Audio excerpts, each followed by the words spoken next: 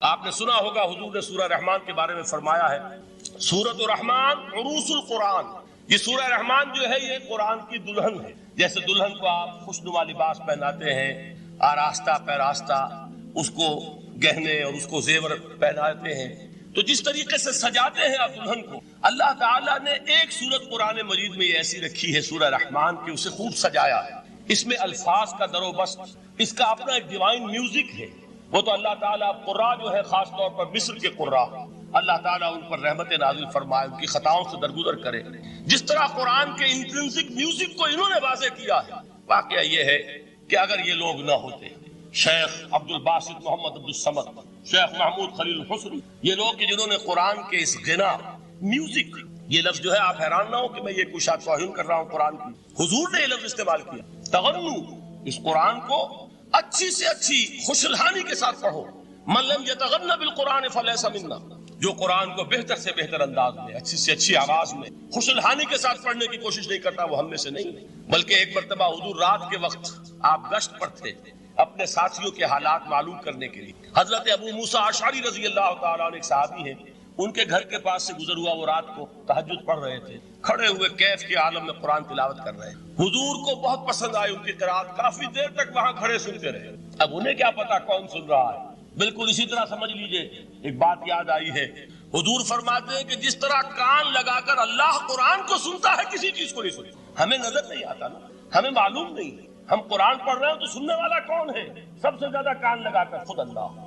یہاں اس لیے مجھے یاد آیا کہ ابو موسیٰ اشعری کو کیا پتا تھا کہ کون سن رہا ہے؟ وہ اپنی کیفیت میں نماز میں تہجد میں قرآن کی تلاوت کر رہے تھے، اور ظاہر بات ہے ان کے گھر ایکڑوں میں بنے ہوئے نہیں تھے، ایک ایک کمرہ، ایک ایک کوئی حجرہ، ایسے تو گھر تھے نا صحابہ کے، لہذا حضور پاس سے گزرے، آواز آئی، کافی دیر سنتے۔ اس کے بعد آپ تشریف لے گئے، صبح فجر میں ملاقات ہوئی تو حضور نے تحسین کے انداز میں فرمایا، یا ابا موسیٰ انک قد اوتیت مزمارا من مزامیر آل داؤد، اے ابو موسیٰ تمہیں تو آل داؤد کے سازوں میں سے ایک ساز اللہ نے عطا فرما دیا۔ جس طرح حضرت داؤد، لہن داؤدی مشہور ہے کہ جب وہ پچھلے پہر رات کو حمد کے ترانے الاپتے تھے، قرآن میں ہے کہ پرندے شامل ہو جاتے تھے ساتھ، اور پہاڑ وجد میں آتے تھے، پہاڑ بھی ان کے ساتھ شریک ہوتے تھے۔ تو جس طرح کا اللہ نے ان کو لہن عطا فرمایا تھا، حضور نے تحسین کے انداز میں فرمایا ہے، ابو موسیٰ اشعری اللہ نے تمہیں بھی آل داؤد کے سازوں میں سے ایک ساز عطا فرمایا۔ بہرحال قرآن مجید کا جو یہ میوزک ہے، قرآن کے الفاظ کا جو حسن ہے،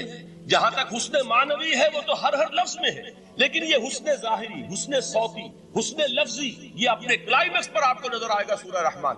لیکن قرآن میں یہ سورت اس اعتبار سے بھی ممتاز ہے، اس کی 4 آیات پر ذرا توجہ کریں گے، عجیب حقائق سامنے آئے، جہاں یہ قرآن مجید کے حسن صوت اور حسن لفظی کی معراج ہے، وہیں اس کی پہلی 4 آیات میں 4 چوٹی کی چیزوں کا ذکر ہے، سب سے اونچی چیز ہے۔ پہلی آیت کیا ہے؟ الرحمن، ایک آیت ہو گئی۔ رحمان کیا ہے؟ اللہ کا نام ہے۔ کبھی آپ نے غور کیا اللہ کے ناموں میں سب سے پیارا نام کون سا ہوگا؟ رحمان۔ کیوں؟ اس کا مادہ کیا ہے؟ رحمت۔ ہمیں سب سے بڑھ کر جس چیز کی ضرورت ہے وہ کیا ہے؟ رحمت خداوند۔ نام اچھی طرح سن لیجئے اس حضور کے قول کو۔ حضور فرماتے کوئی شخص جنت میں مجرد اپنے عمل کی بنیاد پر داخل نہیں ہو سکے گا جب تک کہ رحمت خداوندی دستگیری نہ کرے۔ کسی صحابی نے بڑی ہمت اور جرأت کا ثبوت دیا کہ پوچھ لیا، کیا حضور آپ بھی؟ جب آپ نے فرمایا کوئی شخص داخل نہیں ہو سکتا جنت محض اپنے عمل کی بنیاد پر جب تک کہ رحمت خداوندی جو ہے وہ دستگیری نہ فرمائے۔ پوچھا گیا کیا آپ بھی؟ آپ نے فرمایا ہاں میں بھی۔ آپ انداز کیجئے کہ اگر محمد الرسول اللہ بھی رحمت خداوندی کے ضرورت مند ہوں تو تاب دیگرہ چے رسد، ہماری تو سب سے بڑی ضرورت رحمت خداوندی۔ اب یہ رحمت جو ہے قرآن مجید میں اللہ تعالیٰ کی یہ شان 2 الفاظ کے ذریعے سے آتی ہے، رحیم اور رحمان، اور کوئی مادہ نہیں ہے جس سے 2 نام بنتے ہوں اللہ، لیکن یہ مادہ ہے واحد رحمت کا کہ جس سے رحمان بھی ہے رحیم بھی ہے۔ رحیم صفت مشبہ ہے، رحمت دائم ہو جائے گی، مستقل ہوگی تو رحیم کہیں گے، اور رحمان اس میں رحمت کی ہے وہ شان ہے کہ جیسے ٹھاٹھے مارتا ہوا سمندر ہو، ہیجان کی کیفیت، طوفانی کیفیت، رحمت خداوندی کا طوفانی جوش، وہ ہے رحمان۔ آپ تو رہتے اس علاقے میں ہیں، آپ کو معلوم ہے عرب اگر بھوکا مرا جا رہا ہو تو کیا کہے گا؟ انا جوعان۔ پیاسا مرا جا رہا ہو انا عطشان۔ بہت غضبناک ہوگا غضبان، غضبان آصفہ قرآن میں آیا، بہت غضبناک۔ رحمان جس کی رحمت جو ہے جوش میں ہے، ٹھاٹھے مارتے ہوئے سمندر کے معنی۔ تو یہ اللہ تعالیٰ کے ناموں میں سب سے پیارا نام. اب آگے چلیے. الرحمن علم القرآن، رحمان نے قرآن سکھایا. رحمت خداوندی کا سب سے بڑا مظہر، رحمان کی رحمانیت کا سب سے بڑا مظہر قرآن ہے. ان میں جو منطقی ربط ہے اس کو سمجھتے جائیے. اچھا آپ یہ سوچئے، جو علم بھی انسان کو حاصل ہوا وہ کس نے دیا؟ اللہ نے. سائنس کا علم کس نے دیا؟ اللہ نے.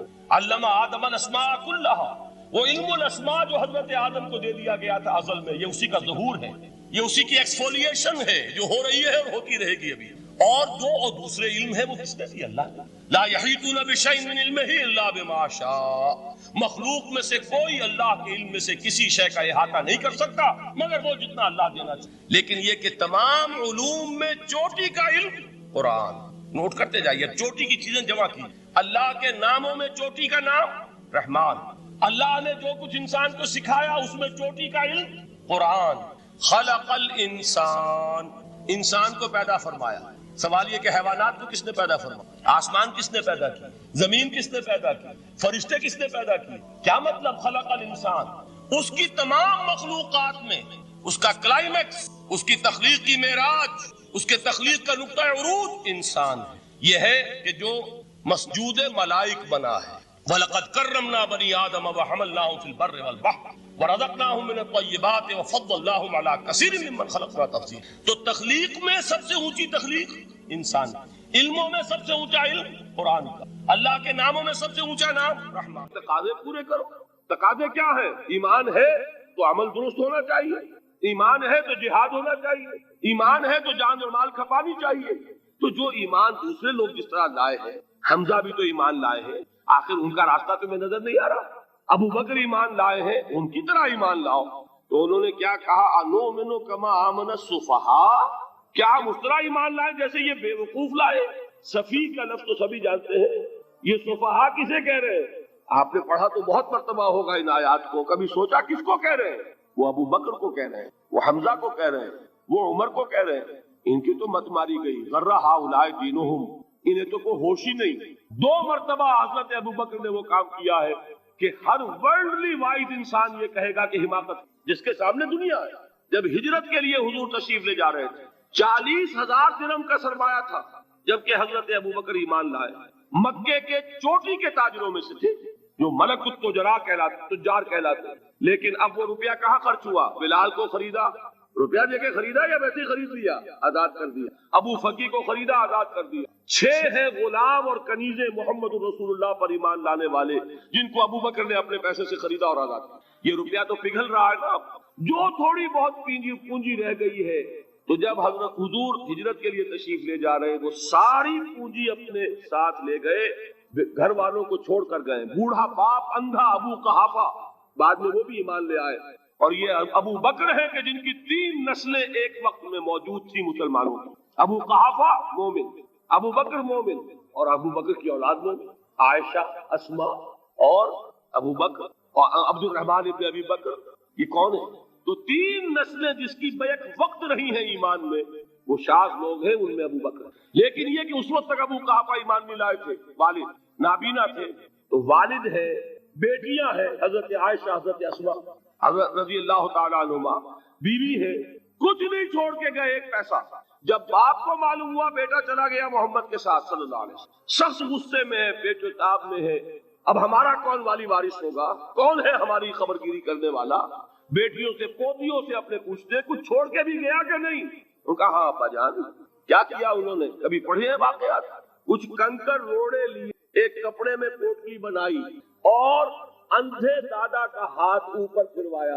دیکھیے دادا جان یہ چھوڑ گئے ہیں، یہ مال ہے، یہ سونے اور چاندی کے سکے ہیں، ابا جان ہمیں ایسے نہیں چھوڑ کر گئے. واقعہ کیا ہے کہ ایک پیسہ نہیں چھوڑا ابو بکر نے گھر والوں کے لیے، سب کچھ لے گئے کہ کیا پتہ محمد کے ساتھ جا رہا ہوں، کس وقت کیا ضرورت پیش آ جائے صلی اللہ علیہ وسلم. تو یہ کوئی عقل مندی کی بات ہے؟ اپنے غریبانوں میں جھانکی آپ یہ عقل مندی کریں گے؟ کہیں چاہے نہ، یہ بات دوسری ہے. لیکن یہ کہ اس کو کون ہم میں سے عقل مندی کہے گا؟ اسی طریقے سے جب غزوہ تبوک کا وقت آیا، وہ واقعہ تو بہت مشہور ہے. حضرت عمر فرماتے ہیں کہ اس زمانے میں میرے پاس اتفاقاً پیسہ بہت تھا. میں نے یہ سوچا دل میں کہ اس مرحلے پر تو میں ابو بکر سے بازی لے جاؤں گا، مسابقت ان میں بھی تھی لیکن نیکی کی مسابقت، خیر کی مسابقت، انفاق فی سبیل اللہ کی مسابقت. تو میں نے سوچا کہ میں بازی لے جاؤں گا. میں نے کیا کیا، کل دولت جو تھی اس کے 2 حصے کیے، ایک حصہ گھر رکھا اور ایک لا کے حضور کی خدمت میں پیش کر دیا. حضور نے پوچھا کہ عمر گھر والوں کے لیے کچھ چھوڑا؟ کہ جی ہاں، نصف کیا میں نے، نصف اللہ کی راہ میں حاضر ہے، نصف ٹھیک ہے. اب وہ آئے ابو بکر، پوچھا حضور نے ابو بکر گھر والوں کے لیے کچھ چھوڑا؟ کہ نہیں، صدیق کے لیے ہے خدا کا رسول، بس گھر میں اللہ اور اس کے رسول کے نام کے سوا کچھ نہیں تھے. یہی ہے نا، پروانے کو چراغ ہے، بلبل کو پھول، بس، اور صدیق کے لیے ہے خدا کا رسول، بس، مجھے گھر والوں کے لیے کچھ نہیں. یہ کام جو ہے، تو یہ جن کا ہم اس وقت ذکر پڑھ رہے ہیں منافقین، ان کے نزدیک حماقت تھی یا عقل مندی تھی؟ یہ سمجھداری تھی یا بے وقوفی تھی؟ وہ ہے جو بات کہہ رہے ہیں کہ جب ان سے کہا جاتا ہے ایمان لاؤ بھلے لوگوں کی طرح جیسے دوسرے لوگ ایمان لائے ہیں، تو کیا کہتے ہیں، انؤمن کما آمن السفہاء الا انہم هم السفہاء ولکن لا یعلمون. آگاہ ہو جاؤ، اصل احمق یہ ہے، اصل بے وقوف یہ ہے، انہیں نہیں پتا کہ حقیقت کیا ہے، نفع کیا ہے، نقصان کیا ہے. وہ جو بات میں نے سورۃ العصر میں بیان کی تھی، والعصر ان الانسان لفی خسر الا الذین آمنوا وعملوا الصالحات وتواصوا بالحق وتواصوا بالصبر. جس کے ذہن اور قلب پر یہ صورت کندہ ہو جائے گی، اس کے نزدیک عقل مندی یہ ہے کہ سب کچھ اللہ کی راہ میں لگا دے. جس کے دل میں یہ بات بیٹھی نہیں، اس کے لیے عقل مندی یہ ہے کہ بچا بچا کر رکھو، چھپا چھپا کر رکھو، سنبھال سنبھال کر رکھو. عقل مندی کا اس میں تقاضا کچھ اور، اس میں تقاضا کچھ. لیکن یہاں بھی فرمایا ولکن لا یعلمون، انہیں ابھی علم نہیں ہے اس کا. اس سے پہلی آیت میں بھی فرمایا ولکن لا یشعرون، انہیں شعور نہیں ہے. دیکھیے میں آپ کو بتا رہا تھا، یہ وہ غیر شعوری نفاق ہے، یہ بڑھتا چلا جا رہا ہے. پہلے جھوٹا بہانہ تھا، پھر جھوٹی قسمیں ہوئی، پھر دشمنی ہو گئی صادق الایمان، جو جان اور مال لگا رہے ہیں، نچھاور کر رہے ہیں پروانہ وار اللہ پر، اللہ کے دین کے اوپر نثار کر رہے ہیں اپنے آپ کو. ان سے عداوت، ان سے دشمنی، ان کا بغض، یہ 3rd سٹیج تک پہنچ گئے. اب بھی وہ اپنے آپ کو منافق نہیں سمجھتے، وہ سمجھتے عقل مند تو ہمیں، یہ تو بے وقوف ہے. ہم ہیں اصل میں بھائی، سمجھ کے چلنا چاہیے، تیل دیکھنی چاہیے، تیل کی دھار دیکھنی چاہیے، دائیں بائیں دیکھنا چاہیے، حفاظت کا بھی خیال ہونا چاہیے. یہ ساری چیزیں تو عقل مندی ہے نا دنیا کے اعتبار سے. تو وہ تو انہیں بے وقوف سمجھ رہے ہیں، اپنے آپ کو منافق کہاں سمجھیں گے؟ چاہیے ٹھیک ہے بھائی، دین بھی چاہیے لیکن دنیا کی فکر بھی چاہیے کہ نہیں؟ یہ آپ کہتے ہیں کہ نہیں کہتے؟ یہ تو بات آپ نے بہت دفعہ سنی بھائی، ٹھیک ہے دین بھی ہونا چاہیے لیکن دنیا بھی تو ہونی چاہیے کہ نہیں؟ یہ ہے سمجھ دنیا کی، یہ ہمارے معیارات ہیں. یہی وجہ ہے کہ دین ذلیل سے ذلیل تر ہو رہا ہے. دین وہ جو میں نے حال ہی کے اشعار سنائے تھے کہ پستی کا کوئی حد سے گزر نہ دیکھے، اسلام کا گر کر نہ ابھر نہ دیکھے، مانے نہ کبھی کہ مد ہے ہر جذر کے بعد دریا کا ہمارے جو اتر نہ دے. یہ دریا چڑھا کب تھا؟ جب صحابہ کرام نے وہ فینیٹسزم جس کو آج ہم کہیں گے، اس کا جب مظاہرہ کیا، اس کا ثبوت دیا، دامے جرمے سخنے، جان مال تن دھن سب لگا دیا، تو اللہ کے دین میں بہار آ گئی، رونق آ گئی، دین کا غلبہ ہو گیا. اور جب ہم اپنے سمجھ کر رکھیں گے تو ظاہر بات ہے کہ اس کا تو پھر جو حشر ہوگا وہ وہی. دین میں کمزوری، ہماری دنیا جو ہے پھل رہی ہے، پھول رہی ہے، دین جو ہے وہ کمزور ہوتا ہے. یہ ہے 3rd سٹیج اس نفاق کی، کہ جس کے بعد اب کوئی امکان واپسی کا نہیں.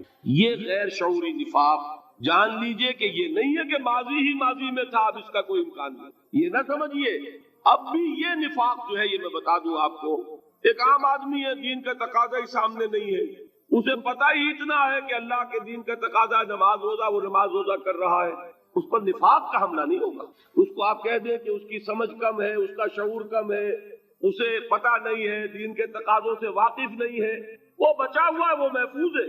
وہ جو میں نے آپ سے کہا تھا پرسوں، اور ایک صاحب نے جواب دیا مجھے بعد میں کہ آج آپ نے جو بات کہی ہے تو کل لوگ کم آئیں گے. آپ نے ڈرا دیا کہ یہ جو تقاضے دین کے سامنے آ رہے ہیں تو اس سے ذمہ داری بڑھ رہی ہے. اب جس نے سمجھ لیا ہے پھر پیچھے رہے، وہ نفاق کے خطرے میں ہے. جسے سمجھ ہی نہیں ہے وہ پھر بھی کوئی نہ کوئی عذر پیش کر سکے گا کہ اللہ ان مولویوں سے پوچھ جنہوں نے ہمیں بتایا نہیں، انہوں نے تو دین کے تقاضے ہمیں یہ بتائے نہیں، انہوں نے تو ہمیں نور اور بشر میں چکر دے کے لڑائے رکھا. ان سے پوچھ. اصل سے مجرم جو ہے وہ یہ ہے، وہ واقعہ یہ ہے کہ کسی درجے میں بچیں گے کہ دین چاہتا کیا ہے، دین کے تقاضے کیا ہے، توحید کی حقیقت کیا ہے، شرک کی حقیقت کیا ہے. اس کی طرف اگر توجہ ہی نہیں دلائی جا رہی اور اس غریب کو پتہ ہی نہیں، اسے پتہ ہی صرف یہ ہے کہ کھڑے ہو کر سلام پڑھنے میں اتنا فائدہ ہوتا ہے، وہ پڑھ رہا ہے بیچارہ، لہذا اس کا معاملہ آسان ہے. बनिस्बत उस शख्स के जिसके समझ में आ गया हो, बात उसने पाली हो। दीन ये चाहता है, दीन अपना गलबा चाहता है। अल्लामा इकबाल ने गालिब पर एक जो नज़म लिखी है बागे दरा में है, उसका एक शेर बड़ा प्यारा है। गेसुए उर्दू अभी मिन्नत पजीरे शाना है, शम्मा ये सौदाई ये दिल सोजी ये परवाना है। ये दीन जो है ये तो चाहता है कि अहले ईमान परवाना वार इस शमा पर निसार हो, जाने लगा दे, गर्दनें कटवा दे। वला तक़ूलू लिमन युक़्तलू फी सबीलिल्लाह अमवात बल अहयाउ वलाकिन, और अगर इससे पीछे हटेंगे, कदम पीछे हटा नहीं कि निफाक की जद में आए नहीं। वो निफाक की पहली stage, second stage, third stage, वहां पहुंच गए वापसी। इसके लिए एक और दो आयात में चाहता हूं कि उससे इस हकीकत को और समझ लें अच्छी, ताकि कोई इश्काल न रह जाए। एक आयत तो मैंने शुरू में पढ़ी थी, एक नहीं है यानी एक जगह से, सूरह अनकबूत, और एक आयत है सूरह हज की, वो मैंने शुरू में तिलावत नहीं की। सूरह हज की आयत देखिए, इस कदर प्यारी आयत है। दूसरे रुकू के अंदर आपको आयत मिलेगी, सूरह हज 17वें पारे में है, निस्फ के बाद शुरू होती है, और उसके दूसरे रुकू व मिनन नास से, और लोगों में से कुछ ऐसे भी हैं मन याबुदुल्लाह अला हर्फ, जो अल्लाह की बंदगी करना चाहते हैं किनारे पर खड़े होकर। एक है मंझधार में कूदने वाले कि हर जबादाबाद माँ कश्ती दरा बंदाख्ते, जैसे कि तारिक ने किया था, उधर साहिल उर्दूस पर कदम रखा, उधर कश्तियों में आग लगा दी, कि किसी के दिल में ख्याल ही ना आए कि वापसी भी है, कोई किसी के ज़हन में सवाल ही पैदा ना हो कि अब घर वापस जाना है। तारिक चुबर किनारे अंदु सफीन सो गुफ्तन दुकारे तो रहे अक्लो खिरत खतास। देखिए वही अक्ल और बेवकूफी वाली बात आ गई। लोगों ने क्या ये तारीफ क्या किया, अक्लमंदी की रूह से तो ये गलती की तुमने। अकल तो ये सिखाती है कि जरा संभल कर चलो, जज्बा ये कहता है कि नहीं, वापसी का कोई सवाल। इसने इकबाल ने यही नक्शा खींचा है कि बेखतर कूद पड़ा आतिश नमरूद में इश्क, अक्ल है